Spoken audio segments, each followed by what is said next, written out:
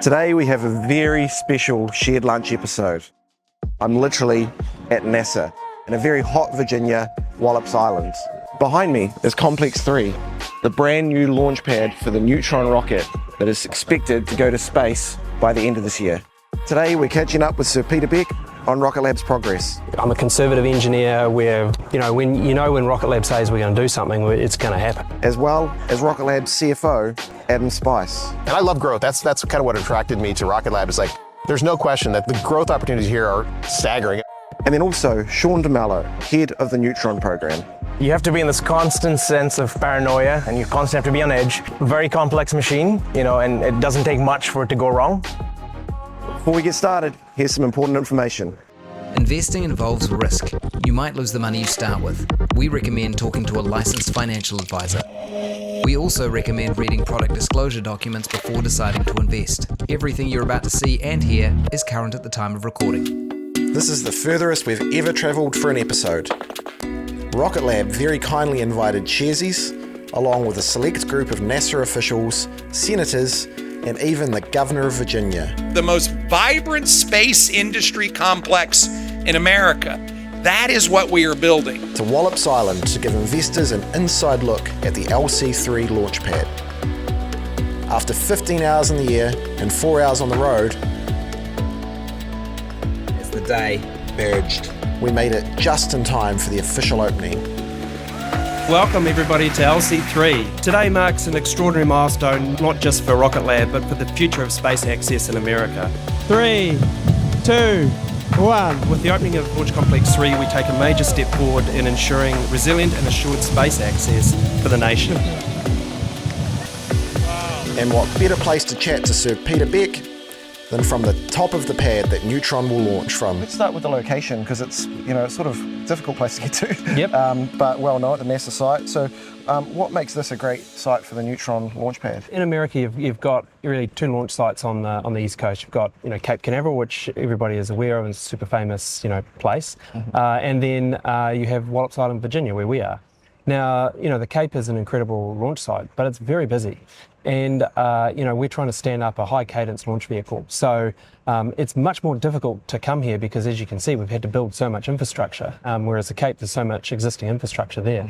But the advantage with that is that we're it.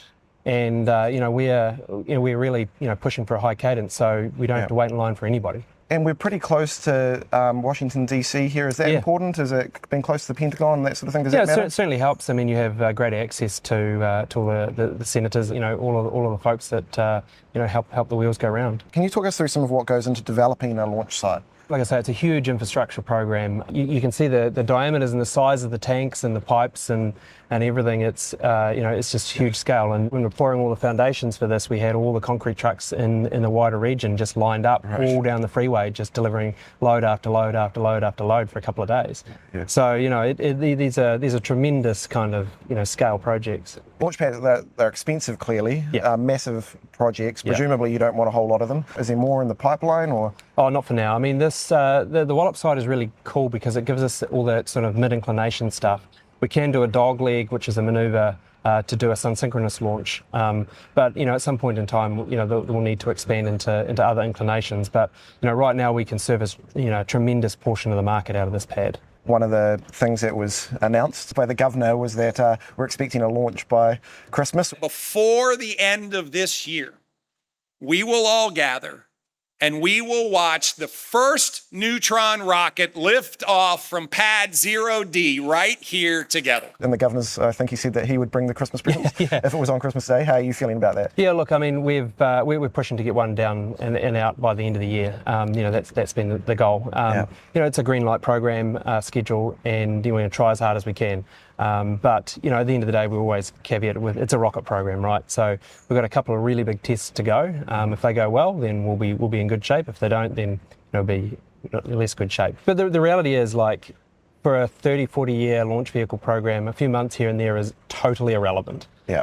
So we're all shooting for a date, but But if it's, we're not going to put something on the pad that's not perfect, and we're not going to put something on the pad that's not ready to fly for some arbitrary date. In the life cycle of the program, it's irrelevant. And the pace of delivery so far has been immense, right? Oh, it's insane. It's totally insane. Yeah. I mean, if you look at the most recent rocket developed, it was $7 billion in like 10 years or something like that. Yeah. And the whole program for Neutron, including all this launch site, is $350 million, and we're 4 years. So it's crazy.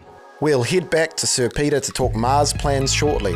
But first, VP of Neutron, Shaun tells us about the time frame and how he wound up leading Neutron. I've been with the company for a while, started around 11 years ago. I was working on the previous program, which is called Electron, and was really responsible for standing up that whole launch organization, right from selecting the early launch sites, building those out, building the teams that operate the launches, and then really, got Electron running from an operational and test and mission operations standpoint.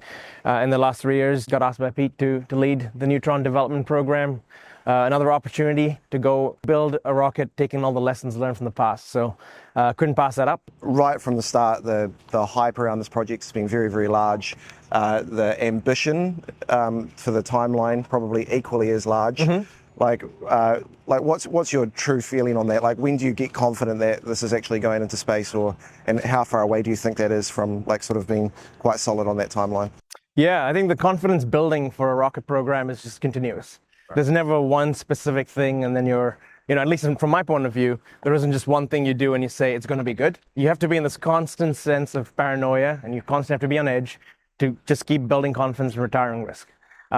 Very complex machine, and it doesn't take much for it to go wrong. So every part of the way, every test we do, every integration activity, just raises that confidence, and you just have to constantly keep doing that till you're flying, till the second you're flying. Yeah. And then once you start flying too, this confidence built in flying over and over again. There are some things you can never detect on the ground as much as you try to test. So it's equally important that once we're flying, we're learning from every flight and moving that forward as well. How many Neutrons are there in progress at the moment? So right now we're already building flight 2. So build number 2 is started. And in some cases, we even have parts on the floor for the third Neutron being built.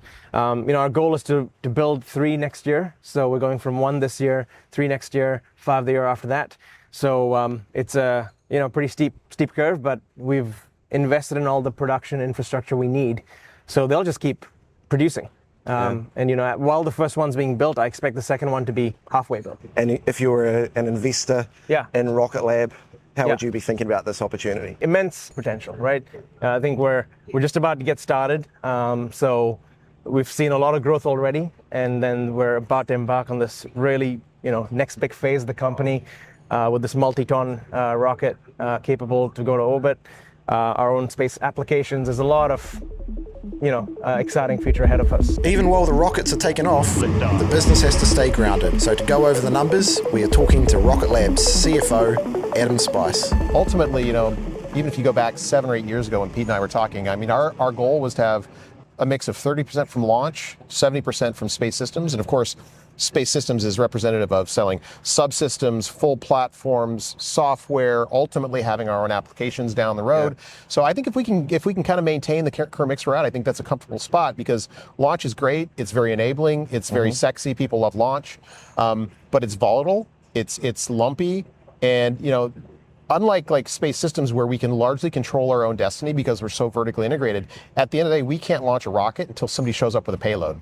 Yeah. So you can do all this great work, have a rocket ready on the pad, it's frosty, ready to go, and then all of a sudden the customer might say, oh, we got a problem with our radio, we got to demate, we got to do... So, and we don't get to recognize revenue in launch for the most part until you actually hit the button. Right. So launch is great, but it's less predictable. It's fickle. Exactly. It's great term. Yep. And as we know, businesses love these recurring revenues, and that's very, very exciting. Yep. Hey, we just touched earlier on different growth, and obviously there's growth in these core businesses still, but one thing you mentioned was an acquisition in Munich. So I'd love to hear a little bit more about that, and also how much you expect acquisition to make up part of the growth story going forward. Yeah, so in general, Pete and I, you can never count on acquisitions to drive your growth. Yeah. Because acquisitions are just a culmination of really fortunate events coming together. And you can't plan for that. So we're always looking, well, we know we want this capability or this functionality or this exposure to a market. And so your baseline plan is always just do it yourself. And very fortunately, because Pete is such an engineer, like he's an engineer's engineer, we don't have to buy stuff. Yeah. So it becomes a much more liberating thing, and you can be much more choosy when you basically say, hey, okay, well, we need the technology, but it'll take us maybe 6 months longer and maybe be 10 million more of P&L burn to do it organically, but then we don't have to spend $200 million and give it to a bunch of VCs and founders. So we tend to kind of do a mix. If you look at Space Systems, some of the initial pieces were inorganic through acquisitions, but we've grown those in a lot of organic ways as well. Like we've added, radios, for example, and batteries, and all these, composite. A lot of these different things were developed in-house. Right. The whole satellite manufacturing business was grown in-house. We didn't buy a company to do that. So I think we find that balance. So I'd say, will M&A be a continuing focus for us? Absolutely. Yeah. I think when you talk about recent deals, so Geost is a deal that we just closed. In fact, we were there earlier this week meeting with the team, great team. And then we're hoping to close, by the end of the year, before the end of the year, this Mynaric acquisition, which does optical terminals to allow constellation satellites to communicate with each other on orbit. And that's got a team of around 300 people in Munich. Will give us a really, really helpful footprint in Europe. Will that be the first European business? First European business for us, which actually opens up a lot of opportunities, because if you don't have a European kind of development and manufacturing presence, you get boxed out of a lot of ESA program opportunities. In fact, if they have any choice, they're going to use European content. So now we're considered European to a certain extent because of that footprint there, and that means we can not only sell the Mynaric stuff, but all the other Rocket Labs suite of stuff as quasi-European. Revenue's growing at a pretty incredible pace. Again, at 36% this year, I think. Yep. So when do you expect to clear a profit? Is that in the conversations now? Well, there's profit and then there's cash flow. Yep. And I think in our case, they're kind of detached, at least for now. Getting Neutron's first launch off is really key to getting to adjusted EBITDA positive. So what people kind of look at as P&L positivity. It's going to take a little bit long because we've been having this huge bubble of R&D spend that's been pushing us in a loss position for the last several years because of Neutron. Once it goes into production, then it becomes cost of sales and there's revenue associated with it. So your P&L looks much, much better. Cash flow will be a little bit different because we continue to invest in, like right now as we speak, we're ordering the long lead parts for Tails 2, 3, right? We're building out the barge, which isn't required for the first flight. Yep. So that scaling infrastructure is going to continue to be a demand on cash through 2026. So I'd expect cash flow positivity no earlier than, I would say, early 27. Right. But then that's when P&L and cash flow start to merge more together because you will have passed that investment, I'd say, infrastructure investment bubble. At the moment, we've got SpaceX sort of quite publicly burning billions, I think, in cash to achieve dominance. You seem to be taking a different approach, so moving towards this profitable path faster, certainly on the times like you've just given there with smaller losses. Is this like, how intentional is this, and do you think it's something that will set yourselves apart ultimately? It's very intentional, right? We don't have the luxury of having access to the kind of money that Elon can bring to the table, obviously. Yeah. So we have to have a model that gets us to profitability and cash flow positivity. I mean, we're a living, breathing organism that needs to become self-sustaining, right? So we're kind of moving from that kind of child, kind of youngster phase to now kind of becoming a self-sustaining entity. That's one of the commitments that you make when you go public, is that you're going to make returns for your shareholders, not just on, and of course, share prices can move based on macro conditions, speculation, all kinds of waves, but ultimately to build an enduring, solid kind of financial base, you got to become profitable. But we're also making sure that we make the right kind of initial investments so that we're teed up for that long-term growth. Yet you endure some relatively intense short-term pain for the long-term gain, and I think we've endured quite a bit of pain, over the last, certainly 4 years as being a public company to make sure that we are positioned to grow. One thing that Sir Peter said in 2024 was the one thing that has always been a throttle on this business is talent. We can never get enough engineers. So we're just interested in what you're thinking about staff growth, also for Alden, specific, anything like Australasian versus US? Well, actually, New Zealand's been a bit of a secret weapon for us because, unlike in the US, to work on US programs like Neutron, you got to be a US person. Right. Whereas because of ITAR. Yeah. But New Zealand's not bound by ITAR. So actually, in New Zealand, we can bring talented engineers from Canada, from the UK, all over Europe and the rest of the world, most of the rest of the world, that we can't do that here in the US. So actually, New Zealand, it's been actually a blessing for us in a lot of ways. I mean, obviously, to be able to launch as frequently as we can, have this ability to kind of lure talent from the rest of the world. hugely positive for us. So I think that, but talent's always going to be, kind of a challenge. I mean, we went from competing with the likes of, Virgin and Astra and Relativity and ABL, and those all got wiped out. So that's become less of a thing. And now you've got some other disruptive defense tech companies like Anduril, for example, are super hot. Right. And so, there's a constant tug of war for talent. But so far, we're growing very fast. I mean, just to put in context, when I joined in May of 2018, I think there were 25 employees in Huntington Beach. Yeah. Now we have over 800 in Long Beach. Wow. I think we had about 100 people in New Zealand. Now we have about 900 people in New Zealand.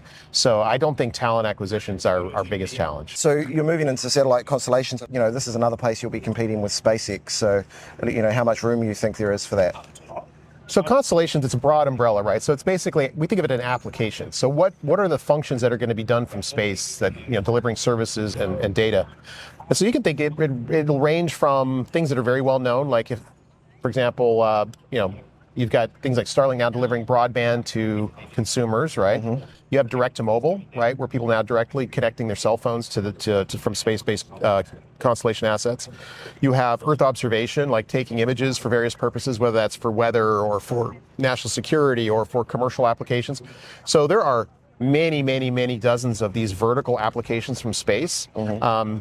And so, competing with SpaceX, the question would be, well, are we really going to develop a constellation to do fixed broadband to the consumer masses?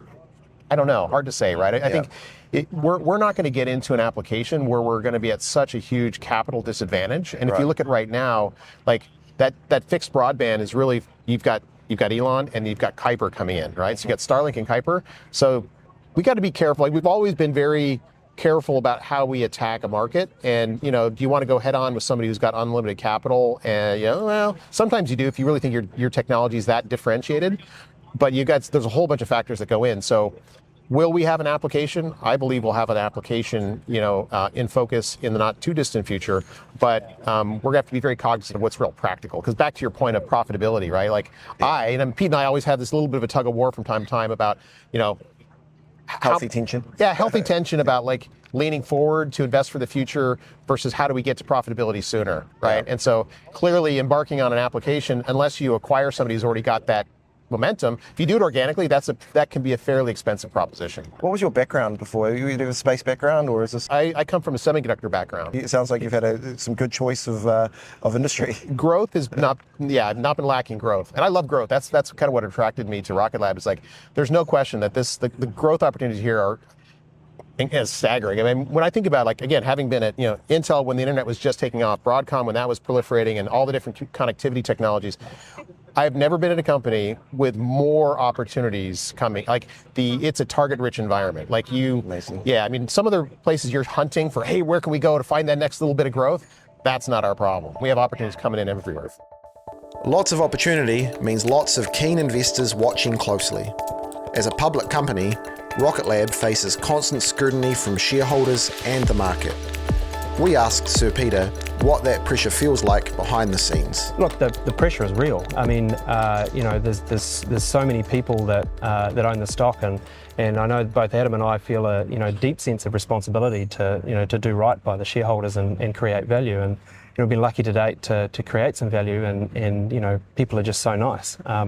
But it all comes down to execution, and every person in this company understands that. A lot of the company are stockholders themselves, so we all feel it and we all push and work super hard. Funny enough, it wasn't that hard for us to move from being a private company to a public company, because you'll notice that a lot of space companies are extremely aspirational and they make really wild and outlandish claims. Maybe it's the kind of the Kiwi element. We've always been very kind of reserved, and I'm a conservative engineer. We're conservative people, so when Rocket Lab says we're going to do something, it's going to happen. Mm-hmm. So we don't get out in front of our skis, and I think that's where a lot of public companies can get in trouble, right? Is make these forward-looking statements that they have that are aspirational rather than realistic. Once you have rockets, you need customers. So you got some customers lined up, and what's like a customer profile for a rocket of this size look like? Oh, so tremendous different type of customer profile. So we have customers that are looking to put up constellations. Obviously, Neutron is a as an ideal vehicle for national security. This year we were onboarded onto the NSSL program, that's the National Space Launch Program. That program is exquisite in the fact that there's only 5 launch providers onboarded onto that, and they launch the most important national security missions for the government. So it's a real feather in your cap to be onboarded onto that. So we have a good range of both commercial and government customers for the product. So just touch on the defence sector a little bit. I mean, you'd have to have your head completely in the sand to not appreciate that that's a very growing and active part of the market. Yeah, well, it's always been, about half of our business. Right, is it? Right. Yeah. Well, that was my exact question, how much it makes up roughly of the... Yeah, so so on the launch side, it's about 50% commercial, 50% government. And then of that government, it's about 30% defence and 20% civil being like NASA and those kind of organisations. Yeah. So yeah, the government is a big part of our brand. And you've some of the talk going on at the moment is about Golden Dome. Golden Dome, yeah. And I was just wondering, is Rocket Lab got a front seat in this sort yeah, of absolutely. I mean, conversations? so the Golden Dome is a missile defence system. So if another country launches a missile attack, this is supposed to detect it and eliminate the threat.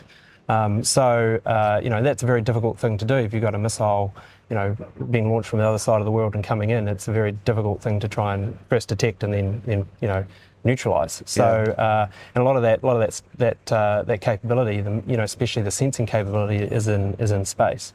So we think we're well positioned to be a really good contractor and provider to that. And to that Neutron program. likely be a big part of that as well? Yeah, I mean there's a lot of launch that needs a lot of spacecraft and satellites that need to be launched. So so Neutron will be a part of that. We have our HASTE launch vehicle that's doing hypersonic suborbital tests. So yeah. I think we heard Mars about 5 times today.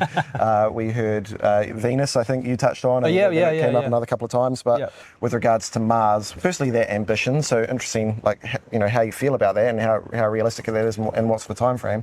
But the other thing that came up was the idea of people in this rocket. And that's something that I don't think's been hugely on Rocket Lab's radar. But how you feel about that at the moment? Yeah, well, so Mars is obviously the planet of destination, and there's a number of really, really important missions. The Mars Sample Return mission previously. Now there's the Mars Telecommunications Orbiter program. And look, we're great at building Martian spacecraft. We've got 2 Escapade spacecraft that are about to go to Mars here shortly. So we really know Mars well, and we were able to build, things that operate in Mars, no problems at all. Just about everything on the surface of Mars right now has some Rocket Lab technology on it.